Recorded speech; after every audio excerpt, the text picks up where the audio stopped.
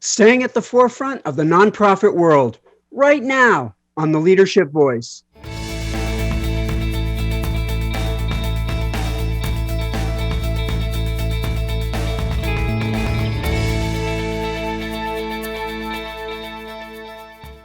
Welcome to the Leadership Voice. I'm your host, Jay Barbuto. Today's show is all about adaptability in the non-for-profit world. Joining us today will be Robert Santana, CEO of Boys and Girls Clubs of Central Orange Coast. Since 2008, Robert has grown the organization from one location and 120 children to 66 locations, serving over 9,500 children per year. He is a social entrepreneur and a true inspirational leader, and we are delighted to have him on today's show. So please welcome good friend, great person, Robert Santana. Thank you, Jay. I'm really excited to be here today. Thank you. Robert, it's so nice to have you on today's show. Hey, why don't we jump right in? Tell us a little bit about your leadership philosophy and how you've been able to grow and help Boys and Girls Clubs succeed since you took over as CEO. You know, my journey as a leader has certainly been, crafted and molded by my experience, in the Air Force and my role here at the Boys and Girls Club. And I've learned, my core philosophy around leadership is that leadership is a choice. It's a choice that we make to take care of those around us. It's a choice to step up when others will not. It's a choice that we make to think about what people need of us, especially during times of crisis, and making that conscious decision to step up and do whatever it takes in order to protect and serve those that depend on you. And so in terms of at the Boys and Girls Club, what were some of the things as you look at that journey that have been the key to Boys and Girls Club succeeding? Over the course of the last 12 to 15 years that I've been with the Boys and Girls Club, both as director of operations and the last 12 years as CEO, it's really been about developing people, investing in people, cultivating talent, and really building a well-rounded team, and really making sure that they feel supported in order for them to be successful. I think when you're an individual person, you define success based on the things that you can do. But as you look at your role as a leader, success is really, widened. That definition of success is expanded. And so, my role as a leader today is to help other people become successful, to see them reach their potential, to see them, grow as leaders in the organization. So that's really for me the biggest achievement in my role here at the Boys and Girls Club is to grow and develop talent in the organization, to really build culture. And you've created incredible growth at the Boys and Girls Club, and you've done it through the people that you work with and through the teams that you've developed, which is really a great message for everyone watching today. Robert, could you share how the pandemic has forced you to pivot and rethink a lot of the things that you had been doing? First off, I think flexibility is a muscle, right? It's a muscle that you can build as an individual, and it's a muscle that you can build on your team. And so change and adaptability, isn't something that we just started to think about, and it's not something that was new to our culture. We've been proactive over the last several years to think of change as an opportunity to grow, to innovate, to challenge the status quo. So when this pandemic happened, our team immediately shifted into strategic planning mode. And the group of leaders that we have were immediately able to do an assessment of what changed in our landscape. And then therefore, once you know what the playing field looks like, we were able to develop a plan of action so that we can move forward in this new environment in order to respond to all the new needs that we're seeing in the community. And whether that was introducing a new food program, we've distributed over 100,000 meals during this pandemic. We've never taken something like that on as an organization, but we were able to quickly organize ourselves, build partnerships, and build distribution systems in order to distribute that many meals into the community. And then it was, things like laptops and Wi-Fi repeaters, so that students that were, expected to log on to their classrooms virtually had the infrastructure, the technology, and the support in order to do so effectively. And then it's the emotional support. It's making sure that all of our families and our kids know that we're still here, and that while and especially in the beginning of this pandemic, when we were all on stay-at-home orders, we wanted to make sure that people didn't feel isolated. I think that's one of the worst feelings someone can have, and especially for families that depend on organizations like Boys and Girls Club. We needed to make sure that parents knew that while we may not be together, they're certainly not alone. And so it sounds like you really focused a lot on how the needs of those that you served might also be affected, and that you kind of rethought what it means to serve the community during these times. I that's exactly correct, Jay. I always tell people the best way to describe the impact of a nonprofit is to imagine what the community would look like without them. And so if you don't evolve to these new demands, these new needs, and you just kind of go status quo, then in theory, you could still be providing some value. But for us, it was important that we stop, we listen, and we truly meet the new needs that our families were facing. To say that an organization, nonprofit or for-profit, has not been disrupted by this pandemic is just not true. And so it's those organizations that listen well, that truly understand the needs of their customers, or in our case, the families that we serve. Those organizations are the ones that thrive. It's you understanding what has changed and then moving forward as a result of that. Oh, that's great. We've always heard the saying that if the best leaders we know are the ones that are really listening, and it sounds like you subscribe to that view as well. Yeah, no, it would have been. I mean, we probably would have moved even faster. We moved pretty quick, but we would have moved faster if we just assumed everything and then just threw solutions at this. And my analogy for that is, you just throw a bunch of things on the wall and you hope that something sticks, right? And in some cases, other different circumstances that may work, but in this scenario, when we have to be precise, safety. The word safety, the term safety, has been completely redefined as a result of this pandemic, and you can't pilot things in that when the stakes are that high. We have to be precise, and in order to be precise, we have to understand everything that we didn't know. And so this came in the form of focus groups. We were able to just reach out directly to parents and community leaders. We did surveys. We also spoke to our frontline staff, who are really the best ambassadors to represent the specific needs of our community. This is where we found out that we had more families that were food insecure. This is when we found out that kids, maybe had a device, but the device wasn't logging on to, their school, or, there was this gap where you may have one device for three kids. And so all of a sudden, how do all three kids log on to their school if they're all sharing the device? So this is where really drove our decision making over the last few months. It's what drives our decision making always.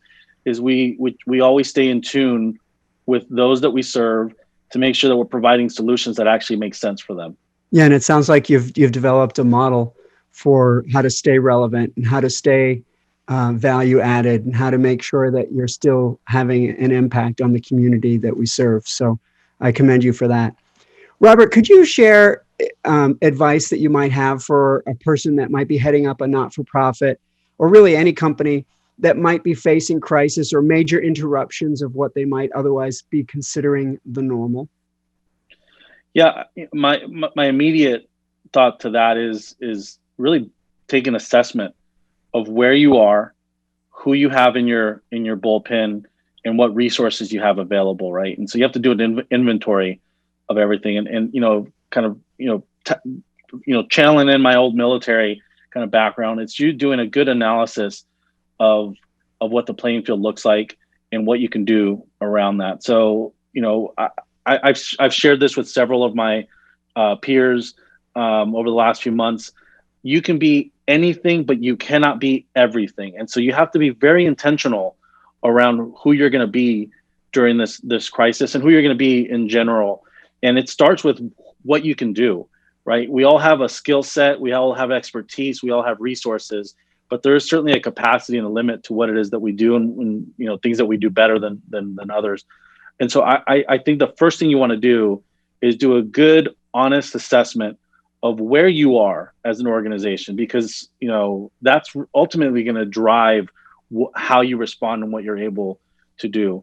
The next step would be, what I referenced earlier, is understanding those that you serve, and whether that's having direct conversations or surveys, using any community data, but really understanding what the need is. And those two things combined is the formula for how you drive impact in the community. What you can do and how those skills and resources can actually, close gaps in the community and meet specific needs to those that you serve. Thank you, Robert. That's really good advice. Robert, we have a couple of questions from our audience, so let's go ahead and turn to those, and let's do that. Our first question is from Jessica Word from Word and Brown General Agency. Jessica asks, my team has always worked rather independently on their assignments, and they rarely collaborate on projects. How do you encourage collaboration to work as a team in a remote environment? Thank you, Jessica. I think we all kind of were thrusted into this remote work environment. While some of us may have had some exposure to working remote occasionally, this certainly has pushed all of us into this new space. The first thing that we did as an organization was just have a real open and candid conversation with our people. And this is where leadership, stands out. Leadership is vulnerability. So this is where I spoke directly to our people and just shared with them that we don't know what the road ahead looks like, but that we all needed to work together and support each other in order for us to do good work in the community. I think it would have been easy for us to focus strictly on like the HR. There were so many, ebooks and news articles in the beginning of this pandemic on how to get your team to work at their highest potential and how to make sure you get all their productivity. And I don't know that we focus so much on those areas. I didn't want to treat our employees like a machine. And I think it would have been very easy to just, have a lack of trust that your team is going to work the same way remotely. We really focused more on mission and understanding that our mission was more important than ever, and that all of us were going to have to pivot and adjust in order to meet those needs in the community. And it was going to be harder. You're working at home, there's more distractions. We did emphasize the importance of team collaboration because we just simply wouldn't have been able to meet the needs in the community if we tackled these things alone. Some of the tactical things that we did was we implemented kind of a strategy for how we would communicate and work together during remote working. So, we have a structure for when we meet as an entire team, and then the subgroups that would meet as a follow-up to that. And then we already had some management systems in place for accountability. We're a very kind of metrics-driven organization, very a strong culture of accountability. So what we started to do is just define specifically what our goals were going to be as an individual and as a group, and then just making sure that we were supporting people throughout that experience. And that was week one, and we've maintained all of those strategies throughout this entire time. And again, just making sure that we take a temperature check every once in a while, just to make sure that things are working, that they have all the resources they need at home. In some cases it was, do we need to replace a device? Do we need to make sure that you have any additional supplies at home to make sure that we're able to keep up in this new environment? Yeah. Well, that's great. That's great. So our second question, Robert, comes from Betty in Seal Beach, California. Betty asks, how has donor support changed for Boys and Girls Clubs during the pandemic, and how has it affected the organization? This may be surprising, but I don't know that I've seen something completely radical change in the philanthropic community. It's normal for there to be shifts and attrition in donor giving. You're going to have certain donors in any times give more when they can, give less when they can't. You're going to have certain donors change their philanthropic interest. And so this pandemic is no different. Certain people have been, harder hit from this than others. And so therefore their giving may not be at the same capacity, and other donors have the capacity to give more and they're stepping up. I will say that the one thing that happens during times like this is that people are a lot more intentional with their giving. So if they normally give to 10 organizations during times of, that when things are going smoothly and they have the capacity, when things get a little bit tighter, or when they realize that the needs in the community have shifted around, they may be a lot more selective, and maybe they don't give to 10 organizations, they give to their top 3 or 4. And so I will say that the organizations that are the most relevant right now and are on the front line providing, critical services are likely to be the organizations that are going to receive more support. On the other side of it, because our donor community also supports us with other things like volunteerism and advocacy. Those types of activities have been on the rise, in that people are sharing our impact and are helping us with things like our food programs, where people are coming down and following all of our safety protocols and wearing all the masks, but they're helping us distribute meals and get resources out. We have several partners that have helped us, purchase technology and get those, support systems out into the community. And it's amazing how when we do a lot of these things, we learn a lot about ourselves. We learn a lot about our community. We learn a lot about the different ways that we can have an impact. And when we come out of it, we usually have a new set of skills, or an increased set of skills that will help us long term. That's a great observation, Jay, and I agree with you completely. It's not that we don't learn during times that are going well and smooth, but we certainly learn a lot more about ourselves, about the strength of our team, about the communities we serve. We learn a lot more during times of difficulty, and we call that grit, right? We call that resiliency. When we overcome those obstacles, you look back and you go, wow, I can't believe I cleared that obstacle. I can't believe I was able to do that. And, times like this is no different. I've certainly grown to appreciate the people around me even more. And you learn much more about yourself during these times of challenge.